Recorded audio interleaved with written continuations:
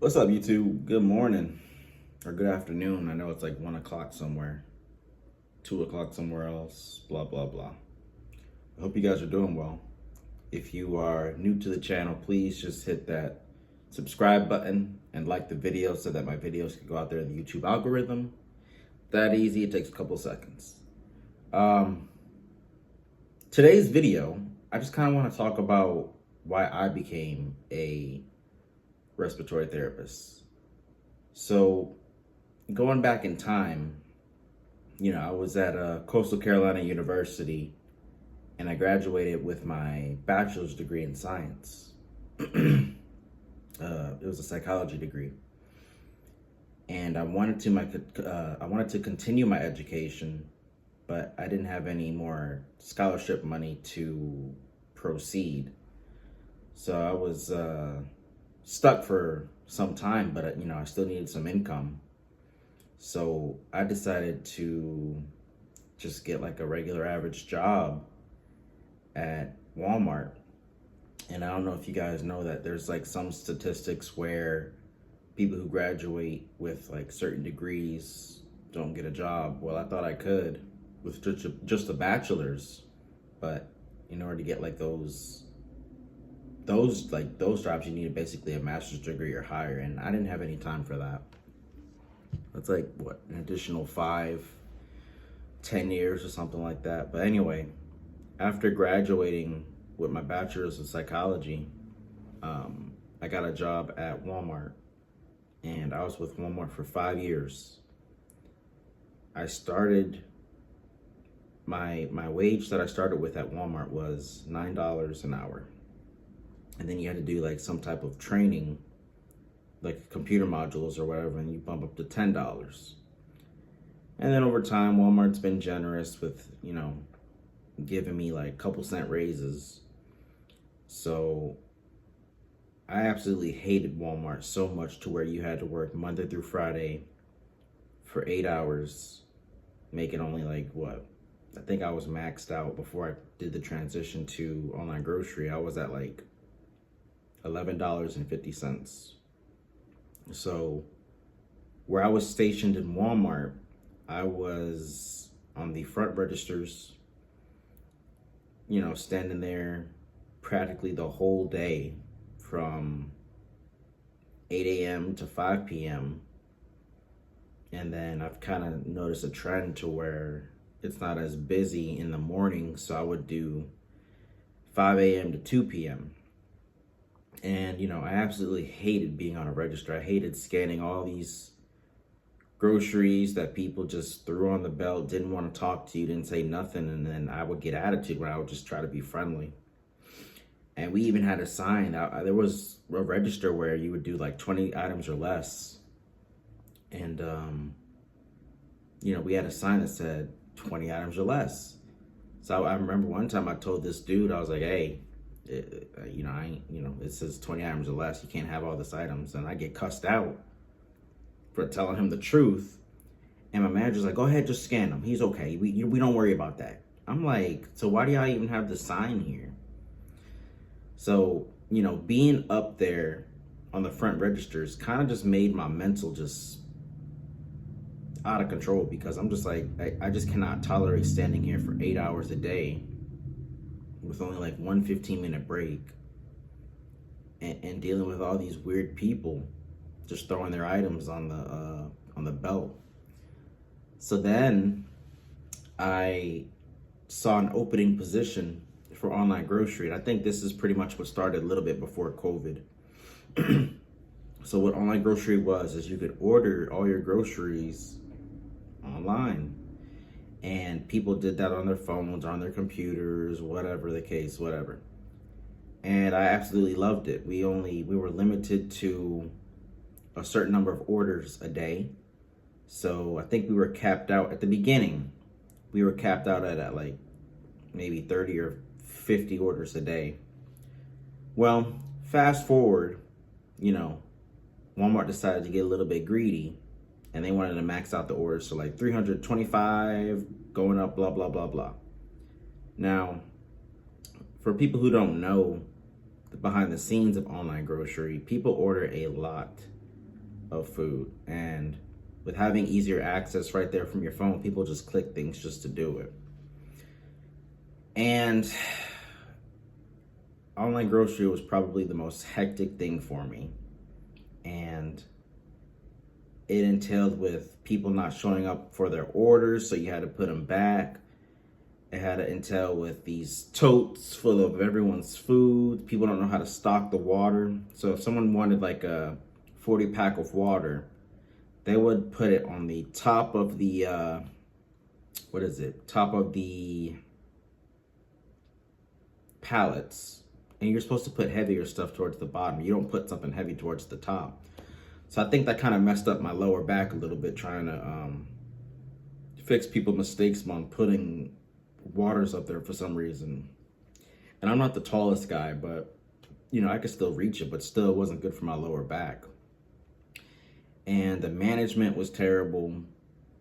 I'm talking about managers would tell me, I couldn't go home until all these orders were done. And I'm just like, I thought that was illegal to keep someone from their scheduled time to go home. And, fast forward from that a little bit some more. I became the manager of online grocery because I thought I could make a difference. And I did make a difference, in my opinion. So the managers before were very not team-oriented. They were primarily just go, go, go, go, go, go, go, go, go, go, go, go. That was basically their motto. They were always worried about time and how fast we can deliver the groceries to someone's car from the store into the parking lot or whatever. When I was the manager, I would have to just keep track of, who is doing what they're supposed to and who's being a team player. And if I saw anybody who wasn't, doing a job correctly, I wasn't like an a-hole of a manager, but I would like have a talking with them and they would get right on track. Me personally, I believe if you're kind to people, they do what you want them to do. You don't have to be aggressive to somebody who's just doing this for a job. And, going back to Walmart being greedy, when I was the manager, they upped their orders again. And I remember I didn't have enough manpower to pick all the groceries for all these customers who were lazy to come inside. And I remember one time I had to cancel a bunch of orders because we couldn't do it. The store manager was very compliant and understanding that we didn't have the manpower to do it. But when the regional man saw the stats of online grocery, the store manager would get basically, scolded for something that we couldn't do. And we had two online grocery managers, or team leads, you should say. Two team leads for online grocery. It was me and another guy. And I was always cleaning up his messes because I was the later guy. I would do the night shift online grocery, and he would be doing the mornings. And I'm talking about every time I come here, it's like, oh God, thank you, Roy, you came in. I'm just like, it should not be like this. I shouldn't have to be like a hero, at 11 p.m. all the way till like 10 because some other manager isn't watching the associates and doing what they're supposed to do. Not really guiding them on what they need to do. So I'll admit, I called out a lot after that because I just was so fed up with just Walmart policy to begin with. How am I going to get in trouble because he's not doing what he's supposed to do? And I swear I was the best online grocery manager for that Walmart. I take full credit, full accountability for that. So every time I called out, everything would already just be in shambles. I'm like, nah, I'm just not doing it. Not doing it.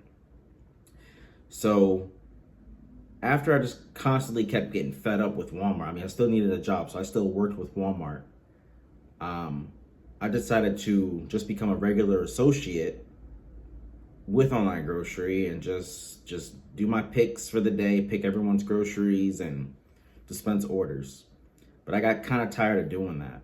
So I remember getting like a little pamphlet from a school I used to go to, and they had the respiratory care program that I was interested in. And I was like, cool. I think I'm gonna do that. I didn't want to be at Walmart forever because Walmart's not necessarily the best place to work to begin with.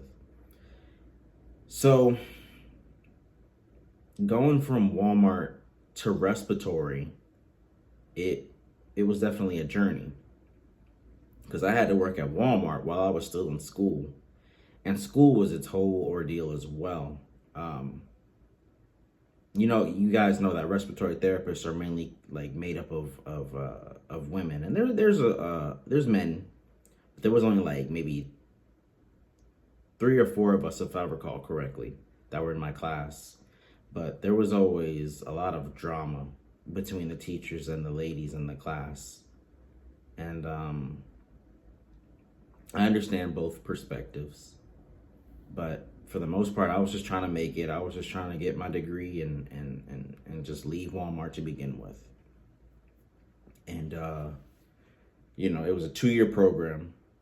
And I can say confidently that that was probably the best decision that I've made for myself as a whole, because I get quadruple the pay that I originally did compared to Walmart.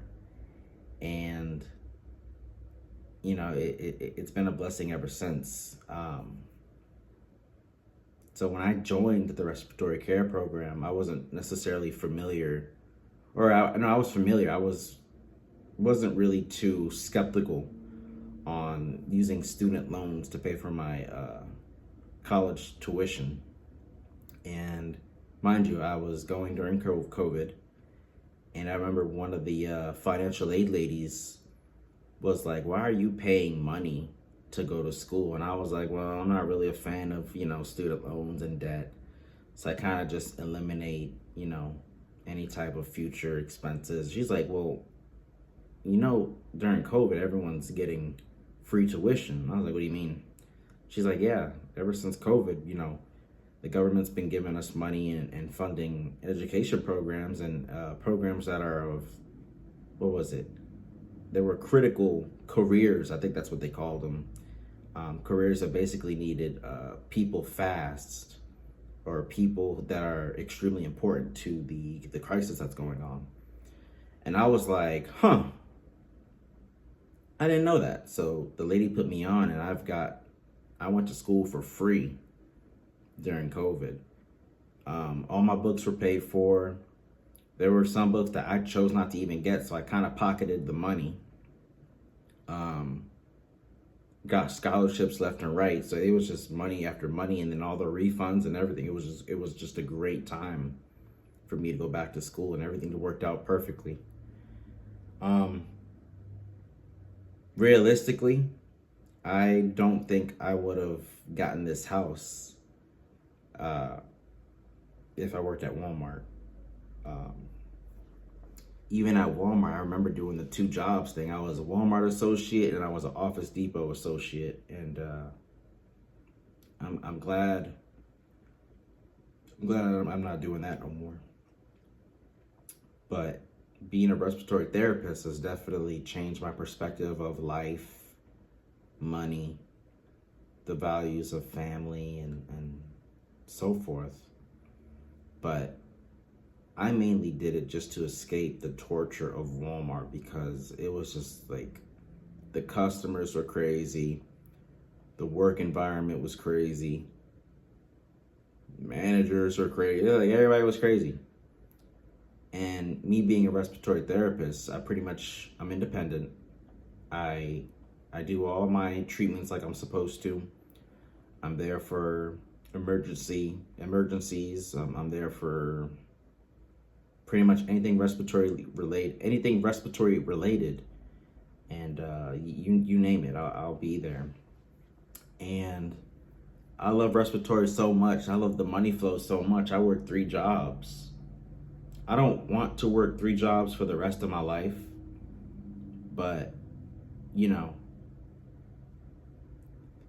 it's something nowadays where it's kind of the norm to have 2 or more jobs in order to keep yourself afloat.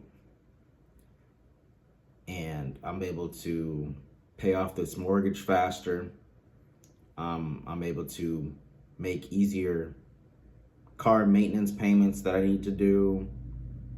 Like, I don't have any worries, really.